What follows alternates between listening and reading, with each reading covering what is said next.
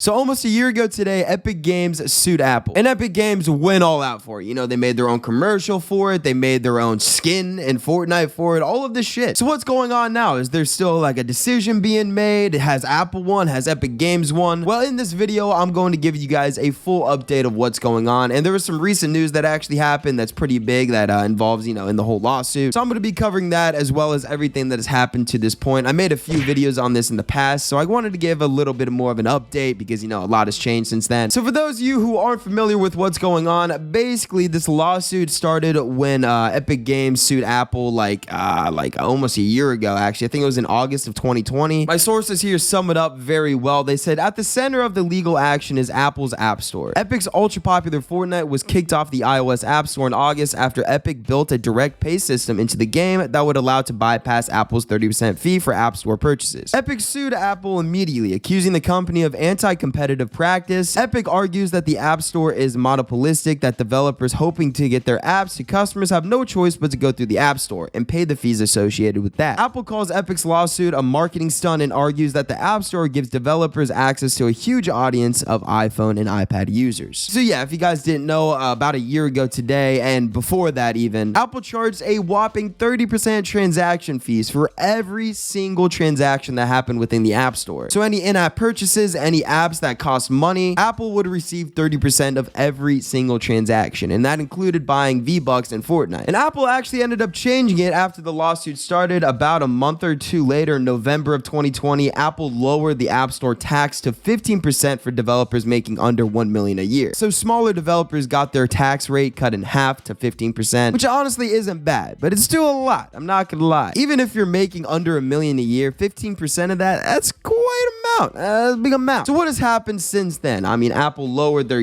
their charges to 15% for smaller developers, but what's going on now? Has Epic Games won the original lawsuit? Has Apple won the lawsuit? Well, actually, in May of 2021, yes, it took that long, Epic Games and Apple pitched their final pitches to the judge that's judging the situation. So my sources say the two tech giants on Monday made their final pitches to U.S. District Court Judge Yvonne Gonzalez Rogers, I definitely botched that, who peppered them with questions undercutting each of their arguments as she sought answers to some of the toughest antitrust questions the tech industry has faced in years. So yeah, on May 24th, 2021, that was the final, hearing for the situation in the U.S. District Court. But I want to point out what the judge was actually asking both of these companies because it's kind of interesting. It really highlights what their arguments actually are for, both companies. So my sources say for Apple, she pressed Apple on the 30% commission it takes on purchases inside apps for digital items like a subscription to a music service or a new look for a video game character. Throughout the trial, she's frequently expressed concerns about Apple's lack of competition for those in-app purchases, which she suggested kept the up to 30% commission where it was for so long. Now, when I first read that was didn't really sound like English. It kind of sounded choppy. I don't know why. But basically, the judge is saying that the 30% commission was going on for way too long, because 30% for every single microtransaction is a lot of money, especially when you're talking about a company like Epic Games who's making billions and billions of dollars through microtransactions a year. 30% of like 15 billion, that's a lot of money. That's still in the hundreds of millions. Now, when it came to Epic's argument, the judge also roasted the shit out of them. Not really, but he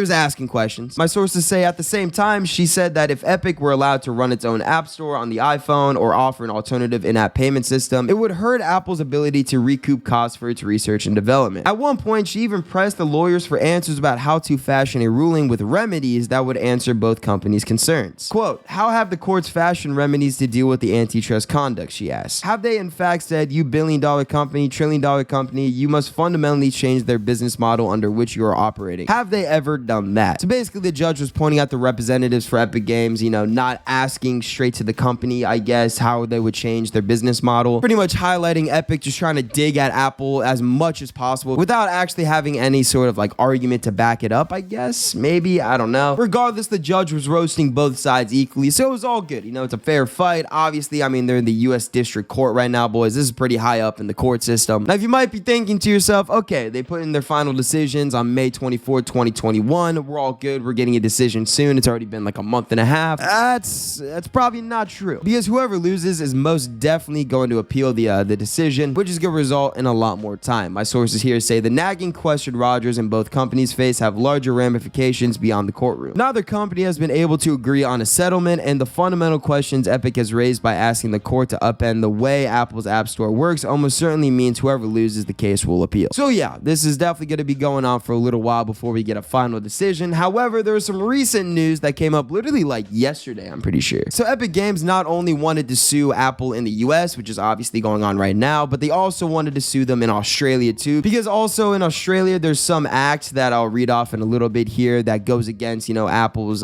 business ways when it comes to the App Store and how they operate. I'm assuming a lot of you guys are probably confused by that. Basically, companies can sue each other in different countries, and in those countries, they have their separate courts, and in their separate courts, they can make separate decisions. So like I said, Epic Games sued Apple in Australia, and it actually went through. Epic Games versus Apple. Fortnite maker wins appeal in Australia. Epic's legal spat over Apple over App Store practices will spill over to Australia. My sources here say after a series of hearings and trials that stretched nearly 9 months, Apple and Epic made their final pitches to the U.S. District Court in California on May 24th. Both companies now await Judge Gonzalez Rogers' decision, but that doesn't mean the litigation is over. After a successful appeal Thursday by Epic, the case will soon be brought to an Australian court. Continuing on, they said in November, Epic brought the issue to Australia, initiating proceedings against Apple by arguing that the iPhone maker's practices contravene Australia's Competition and Consumer Act. Apple was able to appeal against the suit in April, arguing that the case should be settled in the U.S. District Court. Epic quickly counter-appealed, arguing that public policy concerns justify a separate trial. Australia's federal court ruled in favor of Epic on Thursday. So yeah, just a whole bunch of appeals going back and forth and back and forth. If you couldn't tell already, the legal system takes a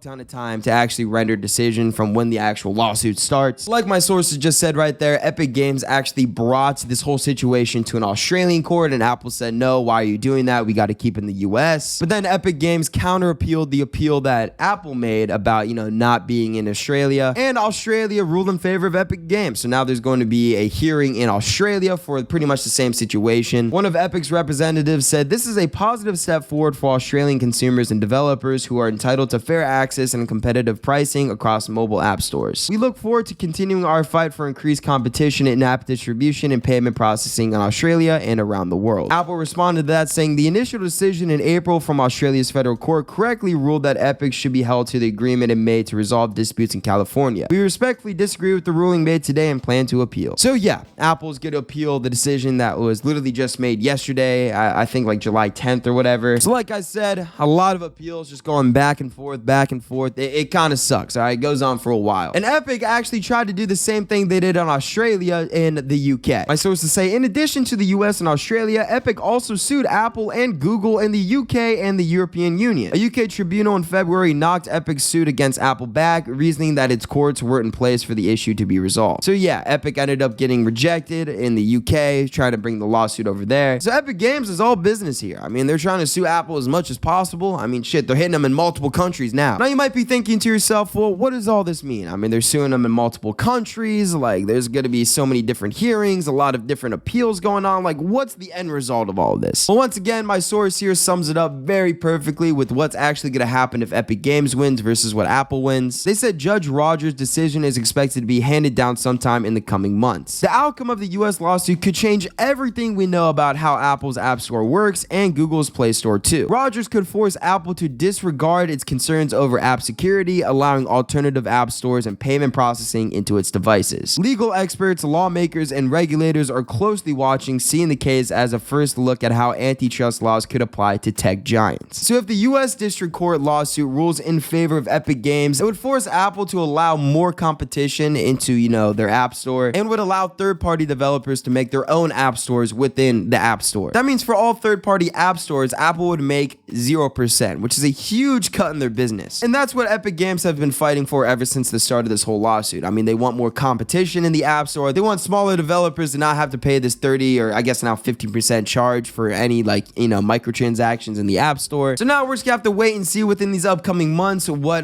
Judge Gonzalez or Judge Rogers, I'm sorry, has to say about the situation. I'm not gonna lie, I'm rooting for Epic Games. I mean, Apple, they're already $1 trillion company. All right, do they really need the money? I doubt it. But thank you guys all so much for watching, and yeah, I'll see you guys in the next video. Peace out.